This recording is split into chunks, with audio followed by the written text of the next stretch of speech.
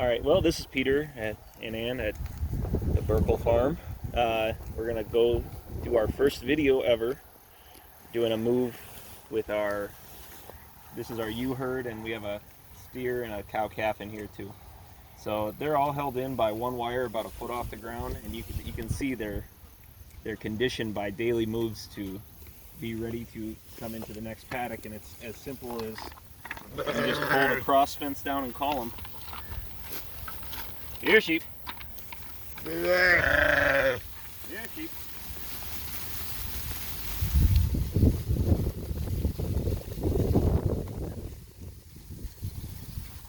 And we have to help the calf across because she gets a little confused.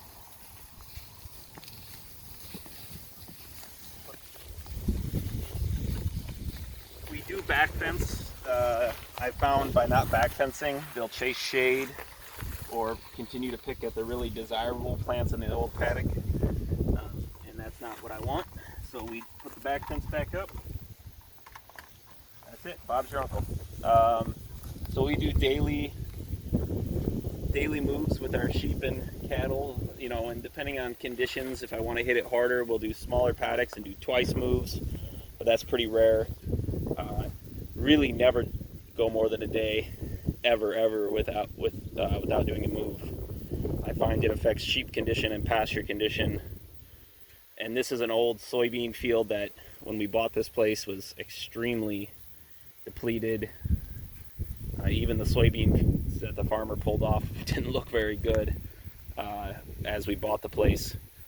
The fellow that was renting it had it in row crops for, golly, at least 20 years that we know of.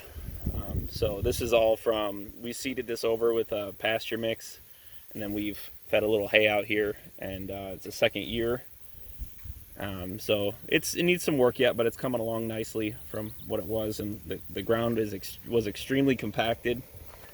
And what has really just helped is keeping the animals moving. And then trying to think what else, Ann. You seeded it. Yeah, but anyway, the other benefit of daily moves is we can keep all these animals in with one really low wire because they know what the deal is, and they don't feel pressured to go out and find food.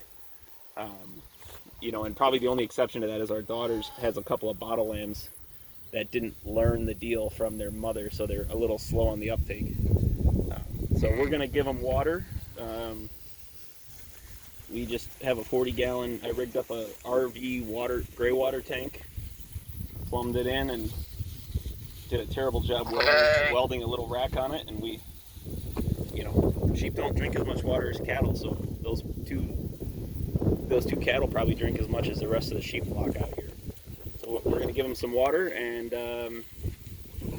we got an old ewe that we need to take care of. She's heading on her way out, but we want to see if we can help her maybe get through one more season. She's got a pretty bad sore on her hip. I think that'll be about it. Signing out. Sure. Yeah.